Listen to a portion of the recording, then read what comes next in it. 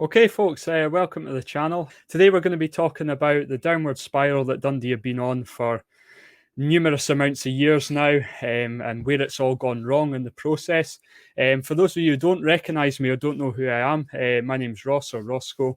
I started supporting Dundee through family when I was about 6 years old, the year that we made the Scottish Cup final in 2003. And basically been a fan ever since, season ticket holder for a number of years. Today we're joined by Frazqwandro, who's one of my best mates. Hello. Introduce you. So just talk a little bit about yourself and how you got into Dundee and all that kind of jazz. I think with many as Dundee fans, if it's not, we're not from the Dundee area, so it's obviously family that's got involved in some way. I was the same.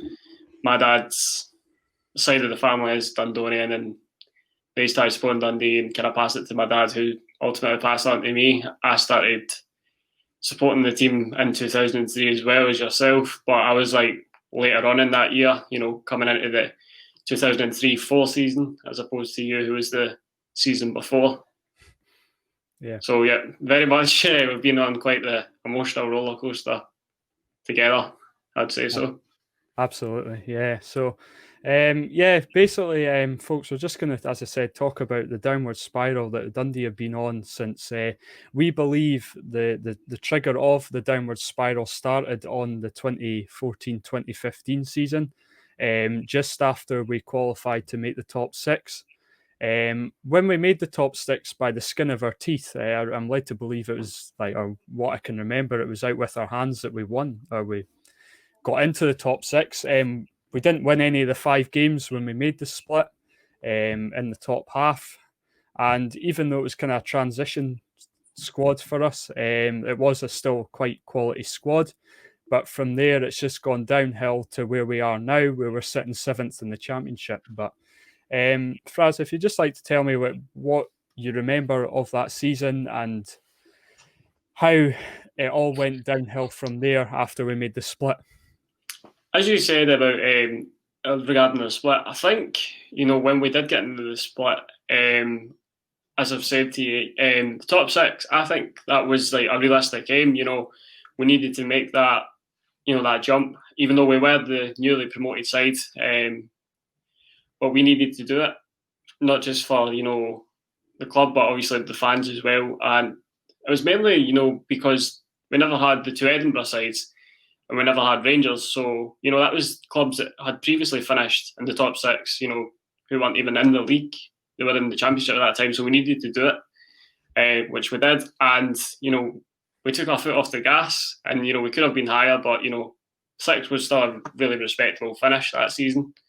But it was a very much a transition period. I mean, it was Paul Hartley's first full season in charge. He brought in, I've wrote the note here that he brought in like 15 new players.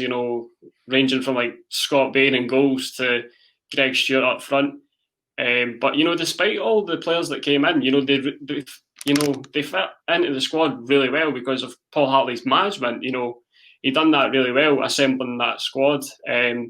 Others in that squad were, Paul McGowan, who's still very much in and around the team. Yeah. James McPake, who is the current gaffer. There's a really good squad. Kevin Thompson as well, former Hibernian and Rangers player coming in as our captain. We needed that leader, and we very much got that with Kevin Thompson. Yeah, I mean, to echo what you're saying about bringing in loads of players, I remember Hartley releasing a lot of the players that actually won us promotion in the first place, which I could have agreed to, and to a certain extent that he might not have been good enough. I think it was very much a transition season for us, and I remember making the top 6. We'd screwed it up when we played St Johnstone. We drew or either got beat by St Johnstone at McDermott Park, and we thought we'd thrown it away, and then a game out with our control meant that we made the top 6.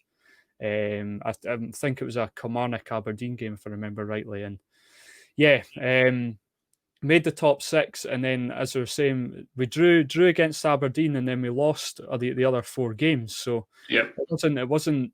Although we made the top 6, it wasn't anything to shout about because we just got annihilated in the top 6. It was just more of a financial thing for us, I think, more than anything. I think. Sorry, I was going to Yeah, say as well. I think to touch on, we got into the top six as we were, buzzing about. But if you remember correctly, I think Hamilton had finished seventh because of the way the split goes. They don't overlap regardless. Like Hamilton could finish on more points, which they did. That's the point I'm about to make. They finished on more points than us, even though they were seventh, than us in sixth. So, that just goes to show, that, that's something far deeper, that could be discussed regarding the split. We could have finished further down, because we never effectively made the points. Yeah. It's a very flawed system, the split. I don't like it. I just think it's inevitably it's just so Rangers and Celtic can play each other once more a season. That's all it is. All it comes down to. I do remember the last game of the season that year we played United at Tannadice, and I think we'd taken our holidays early because we got beat about 4-0. We had the testimonial, we had the Speroni testimonial about 3 days after, so the players had kind of taken their holidays. So we'd maybe taken the foot off the gas by that point anyway. But in terms of the games before it, we maybe should have picked up at least something from some of the games. But yeah, it's such as life. So then we move on to the 2015-2016 season. Obviously, Hartley's still the manager. We finished 8th overall. We had 2 players nominated for the SPL Player of the Year. But with it being an 8th place finish, that kind of shows that the 2 players in Hemmings and Stewart being nominated for Player of the Year kind of shows how poor the defence was. I know we lost McPake halfway through the season due to injury. We replaced him with Darren O'Dea, but in my personal opinion, I think Darren O'Dea's a bit of a downgrade on James McPake. But the only saving grace for Paul Hartley that season was the fact that he relegated United at Dens. And I think that sort of made him look a little bit better to the board than it was kind of papering over the cracks, if you like. I don't know. I think you are right there in saying like relegating United in that Monday night that I probably won't forget for the rest of my life. Did paper over a lot of cracks. It was a considerably poorer season. Obviously, we finished down in 8th, as you mentioned, but the squad that we kind of pulled together. I mean, Greg Stewart, and then we brought in Kane Hemmings to partner Greg Stewart as well. And I thought that was probably one of the best strike partnerships that I've seen in a long time at Dens. Yeah. It was. I think those 2 were just lethal together. I mean, we looked at it earlier on in terms of their sort of goal contributions, and what was it? Hemmings scored 23 goals or something. Stewart scored 9. Yeah. I mean, that's 30 goals out of the, what was it? I can't mind how much it was. It was about 50 odd goals that would.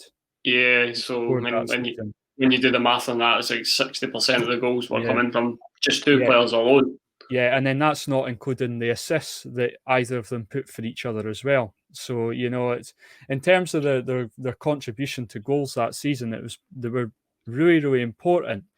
And yeah, as I said earlier on, that really showed how poor the defence was, because that alone, getting that sort of amount of goals between 2 players is top 6 worthy. How poor the defence was, I think that kind of. But as I touched on, I think the thing that kind of papered over the cracks was the fact that we relegated United at Dens, which was, don't get me wrong, a brilliant night.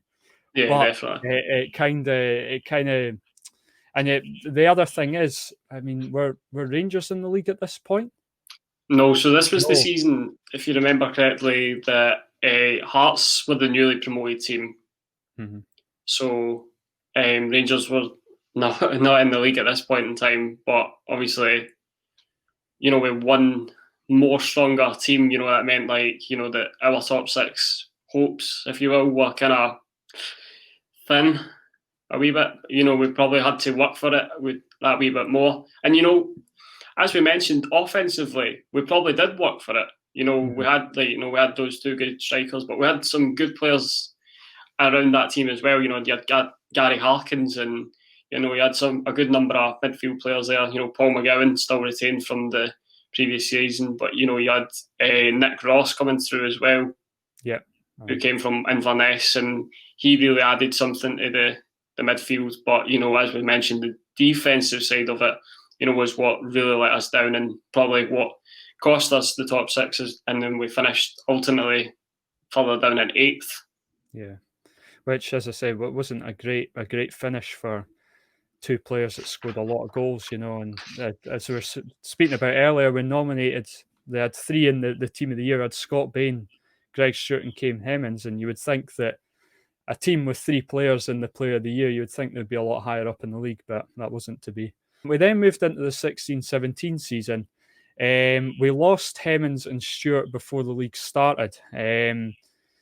Both, I can probably to an extent, it was out with our control.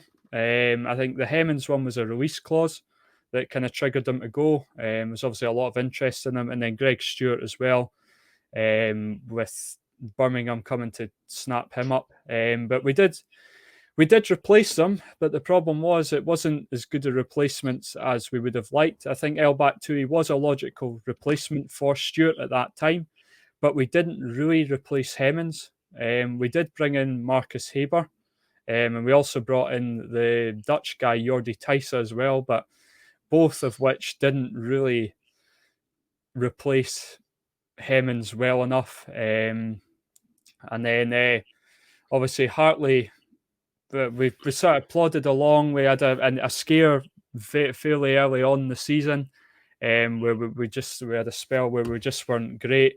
Hartley's job was on the line, and he managed to pull us out the ship basically with a 1-0 victory at Hamilton.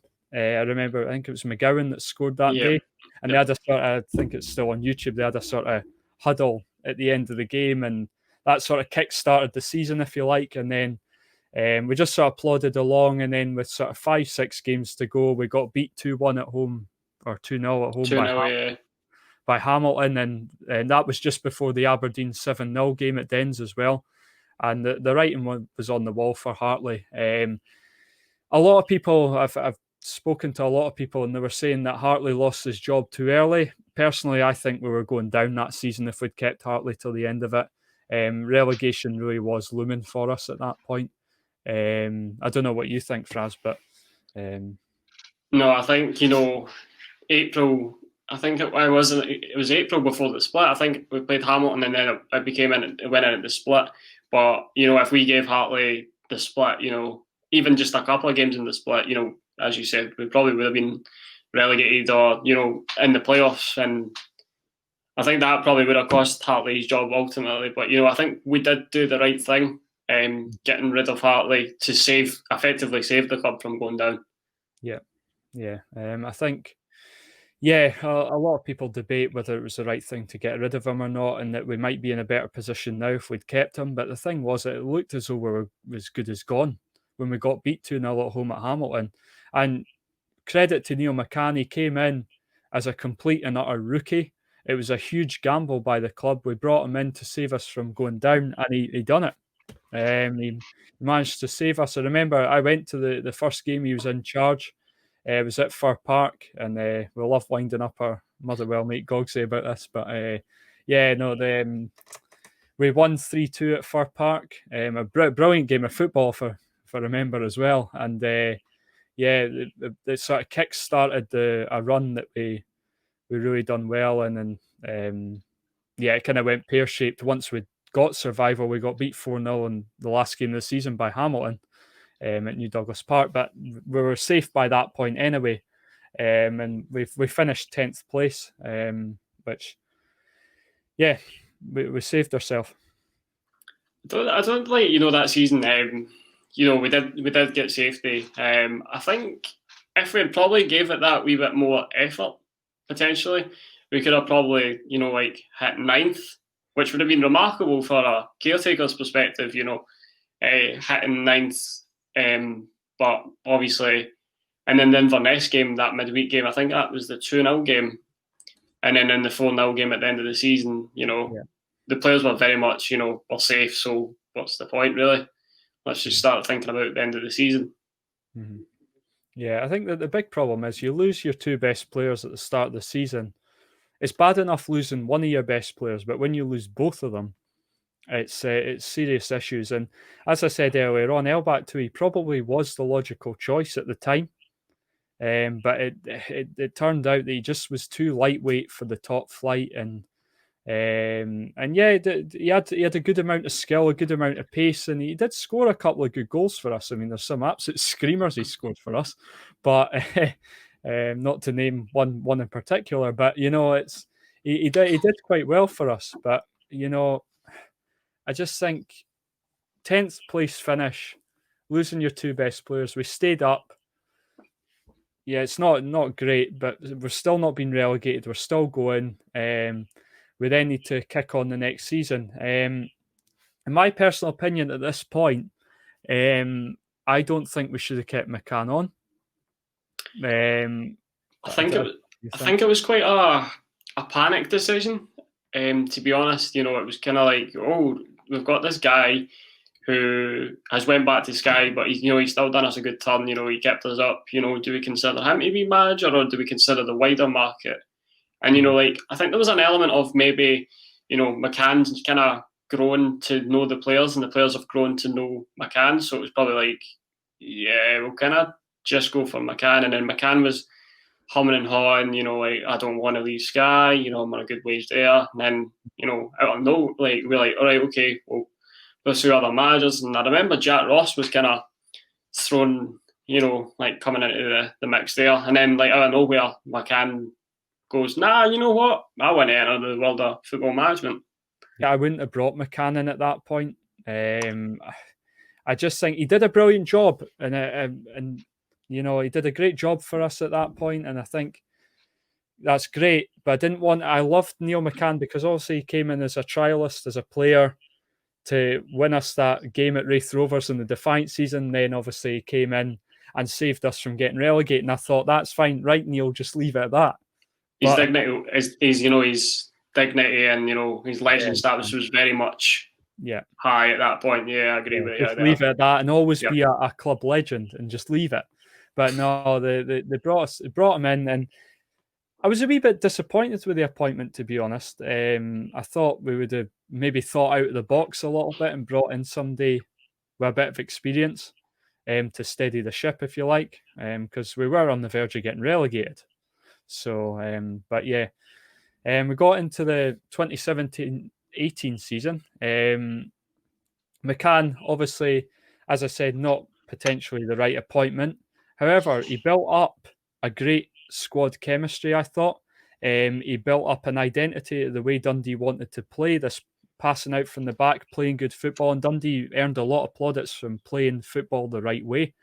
And yeah, as I was saying, built up a good team spirit. And it was more of a sort of steady the ship consolidation season. We did actually finish 9th, which was an improvement on the season before. I felt, that season, it was another rebuild season, if you will. As you mentioned, like the play, like we had to bring in players, and we did build a good team that season, to be honest. And it was a season that I actually enjoyed going to Dens, really, because obviously the football that we were playing. But the key factor was that we were playing good football, but we weren't scoring enough goals, really. Nah. Yeah, we brought in Jack Henry, Glenn Kamara. Don't get me wrong, we brought in some absolute rubbish as well. But in terms of players we brought in, Jack Henry we brought in and then lost in January. So you got to remember, we lost our best centre-back. If there's any Celtic fans watching this video, no doubt you'll be having a go and saying, Jack Henry's rubbish anyway, you're not missing much.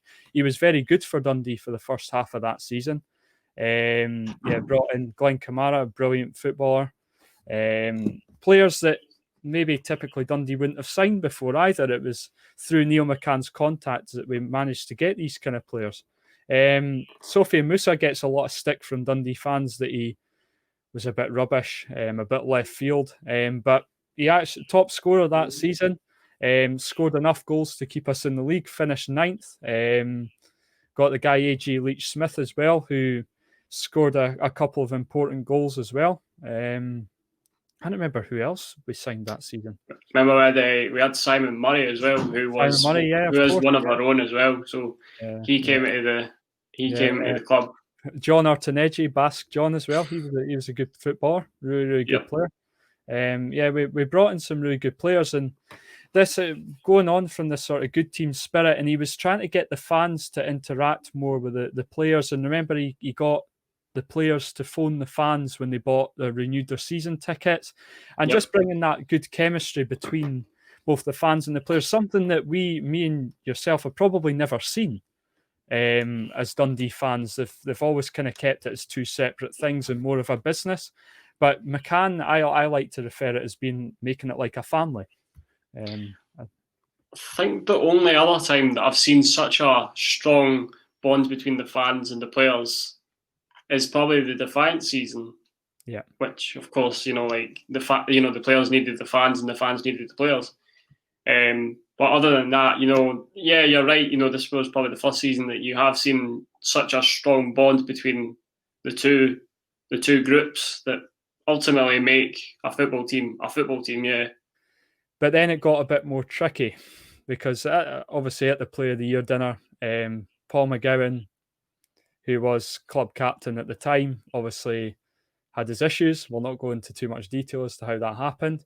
And that moved us into the 2018-19 season. We lost the first 6 games on the bounce. We then beat Hamilton 2-0, which I thought, right, things are going to turn now. And then we lost to Kilmarnock 2-1 at Dens after going 1-0 ahead. And then McCann lost his job. And I remember at this time we were also, the board were talking about bringing in Jim Jeffries as like a director of football. McCann wasn't happy about it. We don't know what happened behind the scenes with all that, but whether McCann walked or got sacked, he lost his job after 8 games into the season, 7 defeats. I know this is quite controversial, but I think it was far too early to sack him. I don't know what you think, Fraz, but I mean, we've kind of touched on it before. Like we said about Hartley. Hartley got sacked in April, whereas McCann, was more closer to, like more into a new season. We probably should have been given more time because he did bring in a lot of new faces that season. Yeah. And the 2-0 against Hamilton, and like the 2-1 defeat against Kilmarnock. I felt we were quite hard done by in that game, and I'm sure McCann did as well. And he probably thought, him getting the sack was probably unfair. You still had how many games? 29 games to go. You could have gave him until Christmas effectively, and then made your decision. But I think it was a very rash decision, really. Yeah, and I know we got beat 3-0 off Ayr in the cup and stuff as well, but I think I just think it was too early to sack him. To be honest with you, I think Dundee have always been quite rash sacking people. I think they've taken the decision too quickly. But McCann was sacked. I thought things were turning for him. At the end of the day, we lost 2-1 to Killie at home at Dens, but it was ultimately to a dive where we lost 2-1. Jordan Jones dived, and we.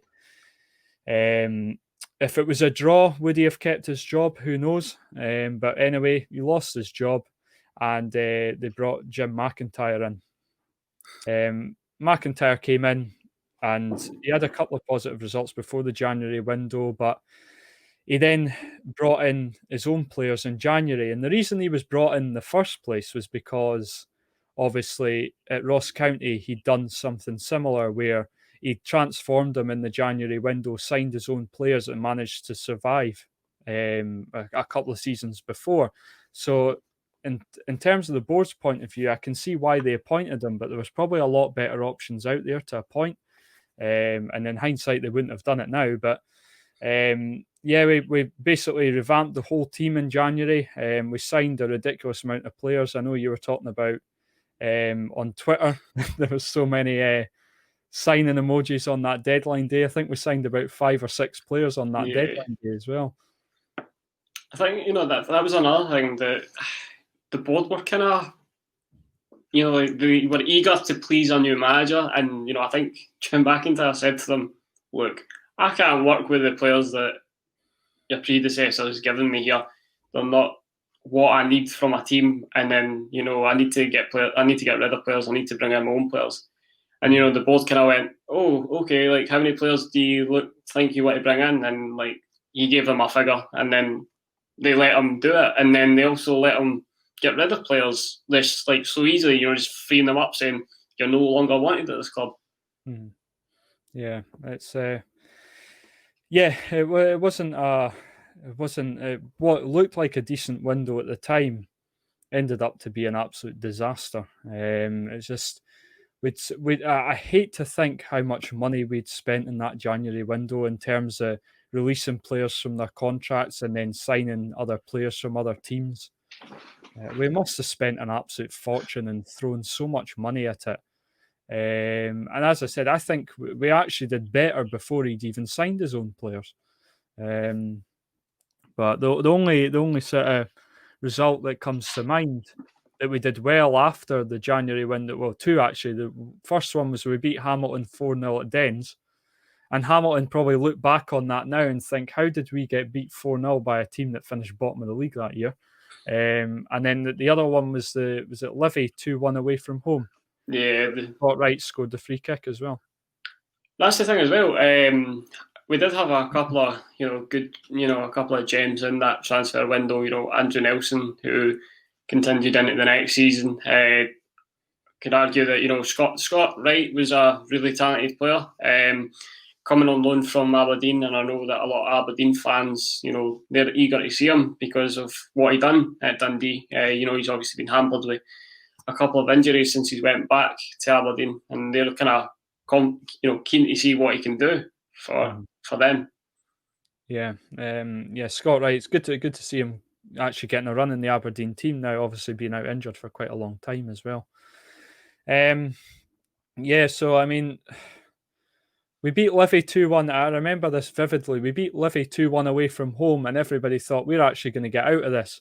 We went off the bottom of the league for the first time in goodness knows how long in that season. We thought we're actually going to get out of this. And then did we play? Was it St Mirren we played the week after that? I believe so, and we drew. Did we draw? No, I'm sorry. That was the game at Paisley as well, did we not? And that was another 2-1 defeat at Paisley. After we took the lead after effectively 20 seconds. It was just less than a minute, wasn't it? Yeah. So and then we lost and thought, oh God, here we go. And then it just ended up being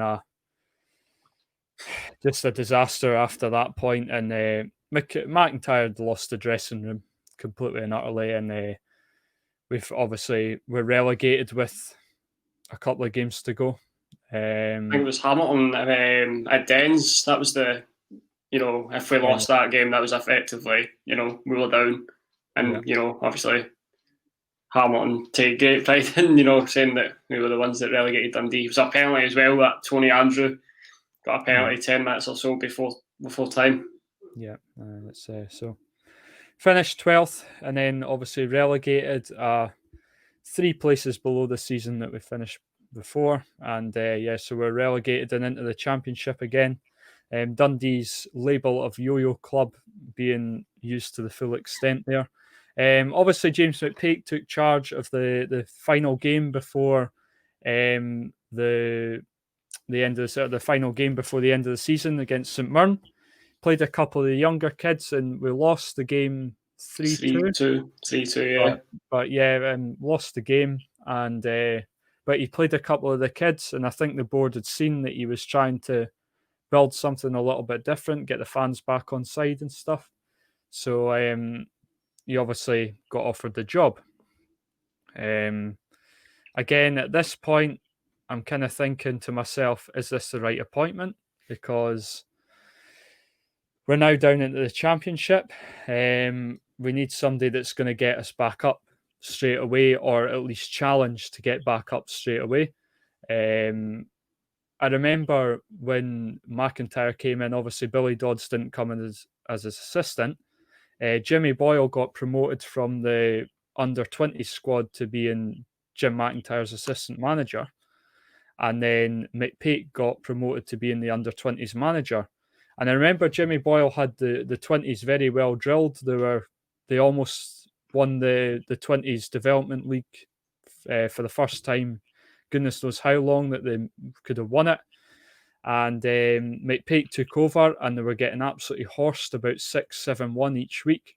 They got absolutely got doings most weeks, and then next thing you know, he's taking charge of the first team, and he's being offered the manager's job. But yeah, we got offered the job. Got to support the manager regardless whether you think it's the right appointment or not. Support the manager because you want your team to do well. So we go into the 1920 season. Now, obviously, we had a bit of a rocky first half of the season, but we really started to play quite well before, obviously, the pandemic shut everything down.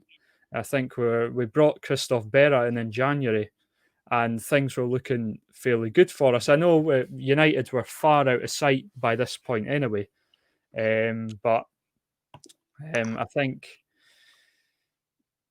we were third when everything shut down because of the pandemic. I don't think that was good enough. It was some amount of points we were behind United as well. We should be, if we're not in first position, we should be in second position and be within at least touching distance of United, but we weren't even anywhere near it. Inverness were second. But we looked like we were going to start turning a corner before the pandemic hit everything. I think it was a like every time that Dundee get a new manager, or every time any club gets a new manager, it's a transition period once again. But this was, a bigger transition. It wasn't just a case of bringing a new manager and let him have his players. This was a new manager, let him bring in his faces, and then we were in a new league as well. So obviously the objective was not like just staying in the league. It was to effectively win the league or get promoted. But as the season went on, as you said, Ross, we did pick up results before the pandemic kicked in, and it looked like we were going to push for second, really.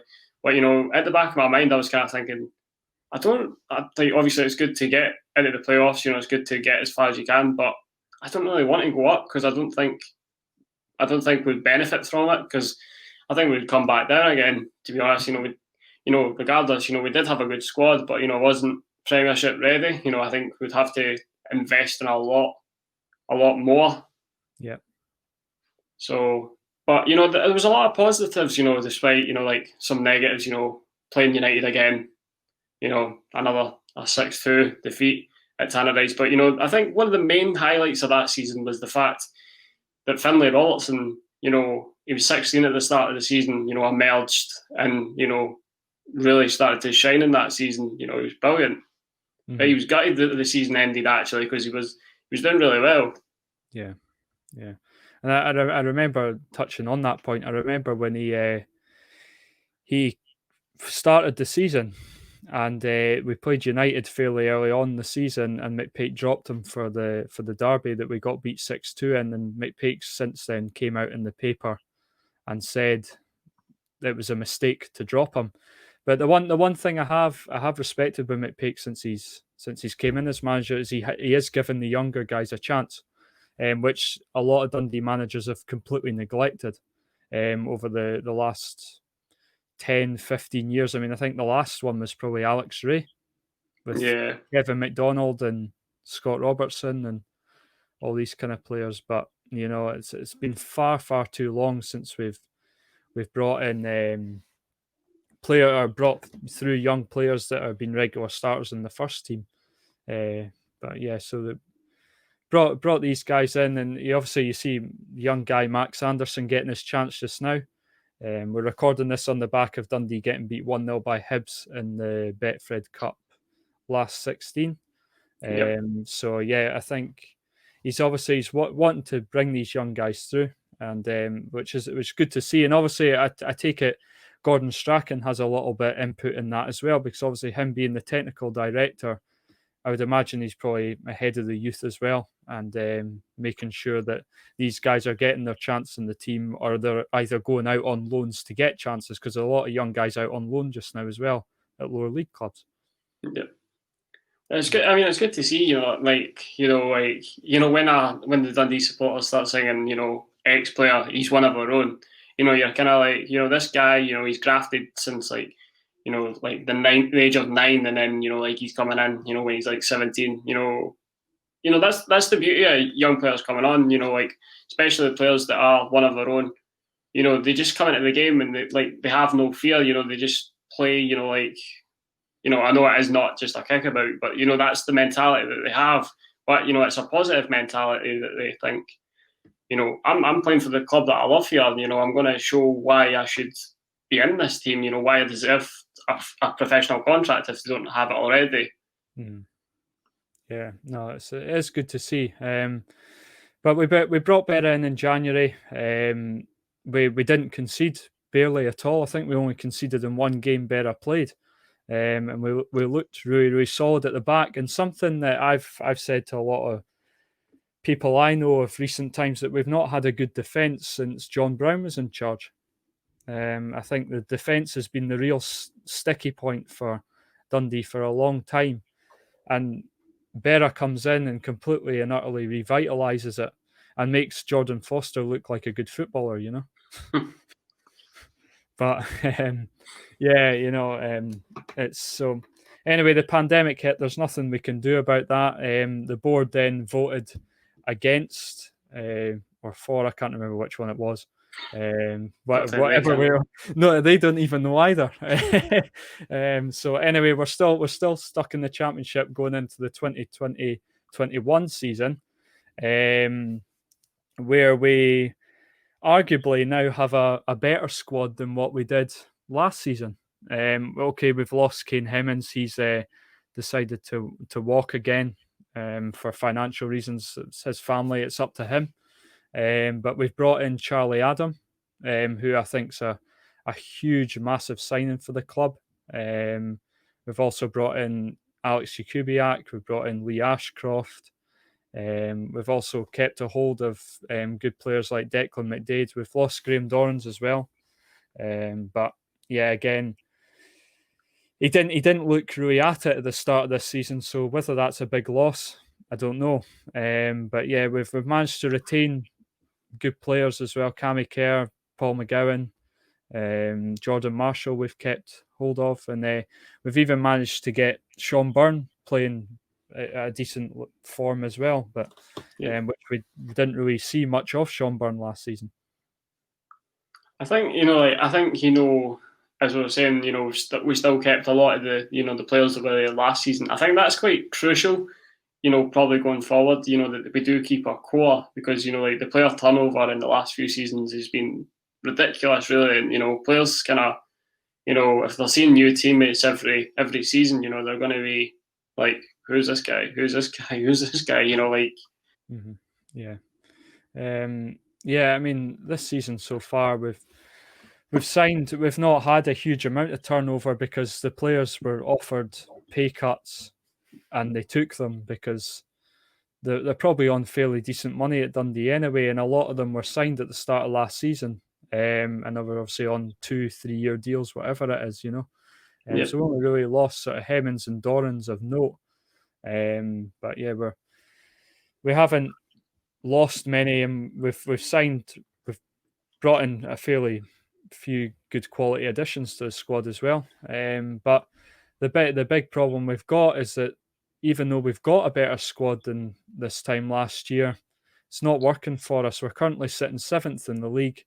One victory to our name. We've got an absolute doing from Hearts in the first game of the season. That was a game where to set a marker, and even if we could get a draw out that game, that then sets a marker for the season, and say, right, lets Hearts know that we're not any pushovers here. We're going to push you right to the wire. But no, we got an absolute horsing from them. You could see Charlie Adam was going insane on the pitch. But yeah, it's just a case of how long's left for McPake now. I mean, I've been a backer of him the whole time he's been in charge, even though I was a bit dubious about the appointment at the start.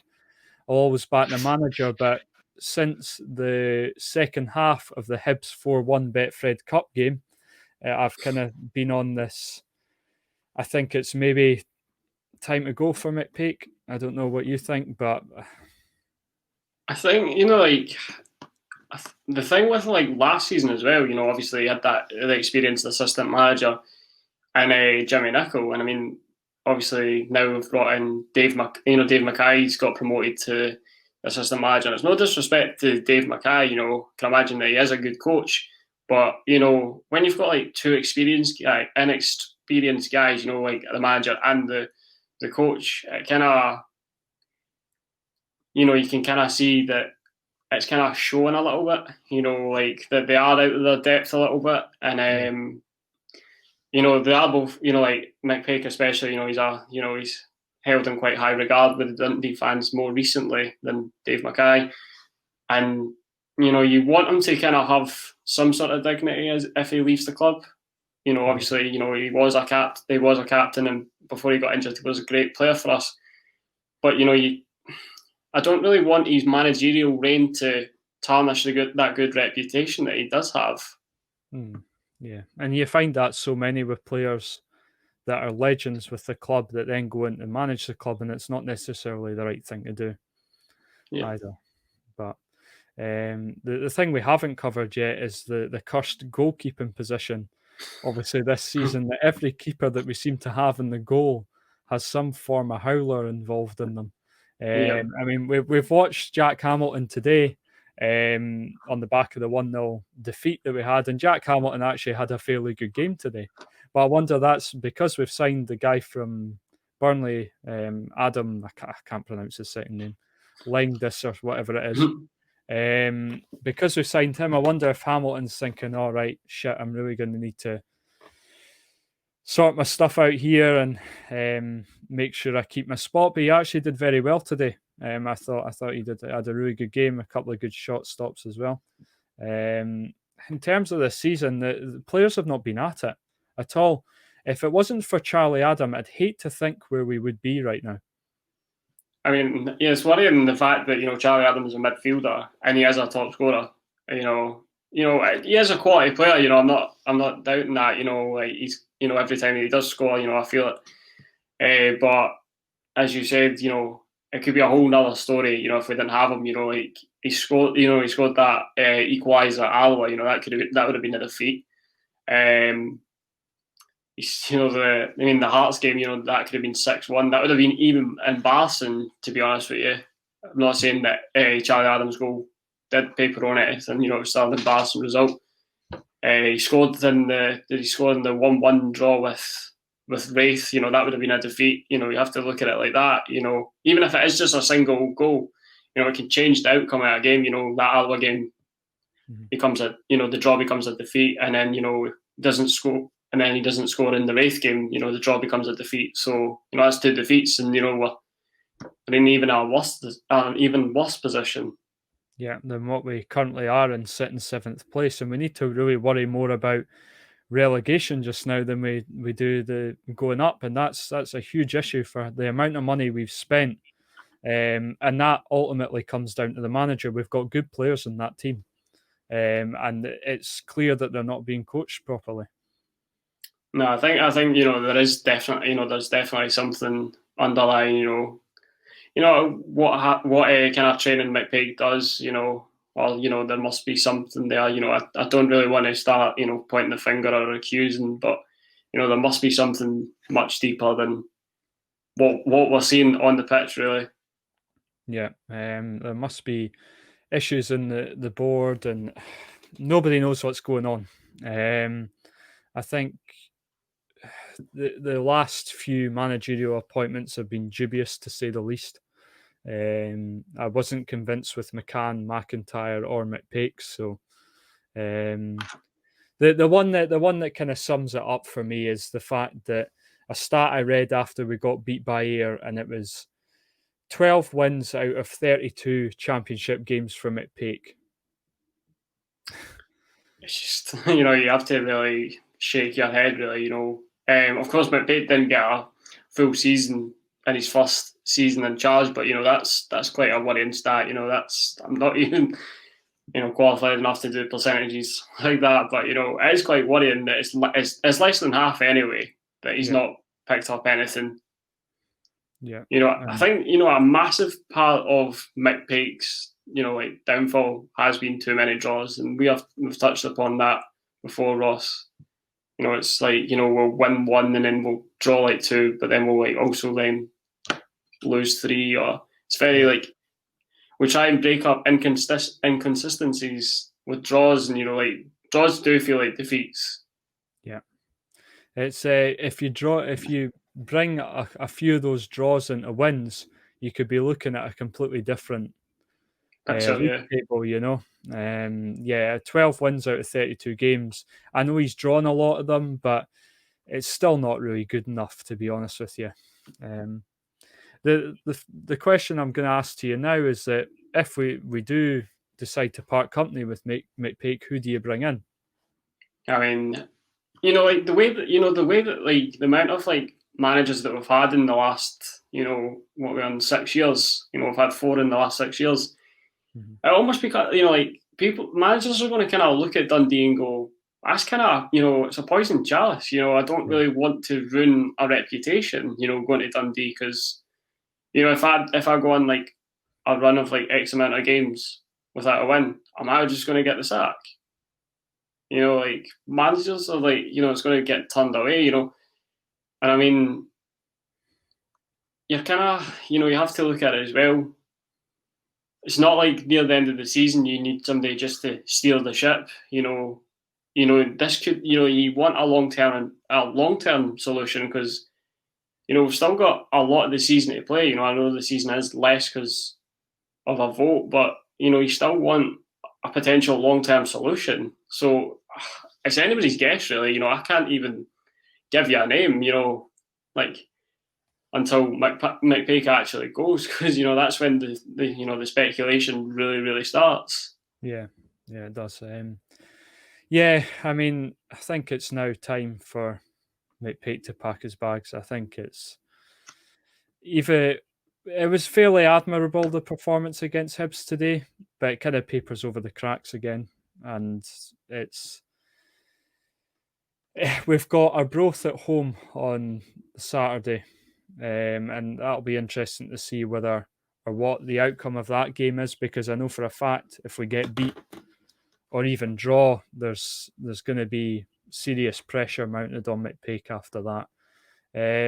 There's been a few names chopped about. Tommy Wright, I doubt he would come to Dundee. I don't think he wants to tarnish his legacy with St Johnstone. And plus, he's obviously had his difficulties with previous Dundee managers as well. Yeah. So I don't think he's very well liked around the club. So I can't see Tommy Wright taking a Dundee job. I could be completely wrong in saying that, but no, I can't see it. The one that screams out to me as being a good appointment that's going to steady the ship and even push us to try to say fourth place in the playoffs, because that's realistically what we're looking at just now. We're not even looking at second place. We're looking at just scraping into the playoffs and trying to do something. Is I think Gordon Strachan, obviously already employed by the club as a technical director part-time. So if you are going to have to terminate McPake's contract, which is going to cost money, you bring in Strachan, put him from part-time to full-time, and then obviously you're not spending as much money because he's already employed by the club. However, having said that, it's whether Strachan would then want to do it. I think as well, like Strachan's, he's now a man of leisure. He's doing the Dundee role kind of part time, as you mentioned. He's kind of doing it out of his own heart. He obviously got grandkids that he probably wants to spend time with because he is, he's getting older.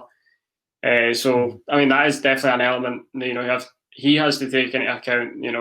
Is taking that away, from his leisure side of it into like a proper full time job again, because you seen it towards the end of the Scotland, his time at Scotland. Sorry, that even though the Scotland job isn't week on week on, he did become more stressed, and you could see that, and I think it definitely got to him. So it's whether he believes that he can take on that stress and take on the responsibility.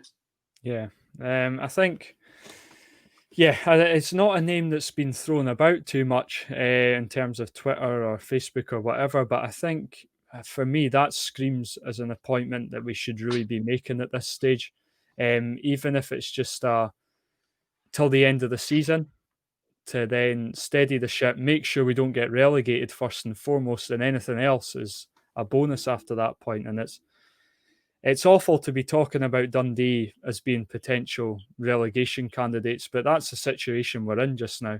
We've got it's very bleak, but we've got to be looking at it like that. So survival first and foremost, and then just either keep Strachan on full time after that if he wants to do it, or just keep him on to the end of the season.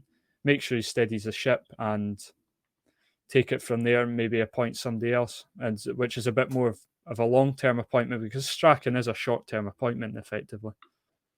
I think Strachan's always been that kind of manager that he's a passionate manager. So I doubt that he would do it light-hearted.